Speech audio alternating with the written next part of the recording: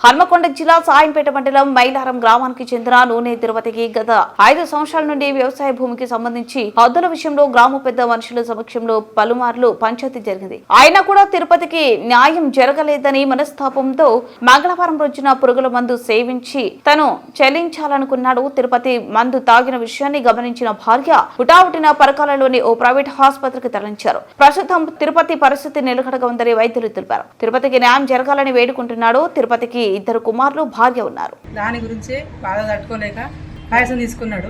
ఏనూరు అశోకు, చిన్న అశోకు, చక్రపాణి, పంజీ నరసయ్య వీళ్ళు ముగ్గురు కలిసి సిరిపురం రాజయ్యతోని చేపిస్తారు. వాళ్ళు అసలు కారకులు. ఇప్పుడు రాజయ్య అనే వ్యక్తి సపడే చక్రపాణి వాళ్ళందరికీ తెలిసిన విషయం ఇది. మీరు సపడే పోరా ఏనగబెట్టో నానకపోయినట్టే ఓడిచిపోయి పాప దాడు కావాలని మళ్ళీ రాళ్ళు బిగించి పనిచేసి కారకులే వాళ్ళు. ఇప్పుడు రాజయ్యను ముందు పెట్టేది వాళ్ళు.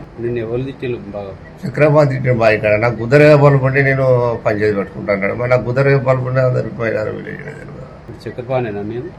తిట్టింది చక్రపాణి అన్నాడు బాయ్ ఇక్కడ. ఒక పెద్ద మనిషి వచ్చినాక విధానం ఎట్లా మాట్లాడాలి అది బుచ్చిరెడ్డి అన్న లేడా నాకేం కుదరే పలుకుంటో చెప్పాలి. ఎప్పుడైనా జరిగింది అది నాకు బాగా మెంటల్ టార్చర్ అయ్యి 5 సంవత్సరాలు అవుతుంది ఇప్పుడు ఆ పంచాయతీ జరగబట్టి. మైలారం.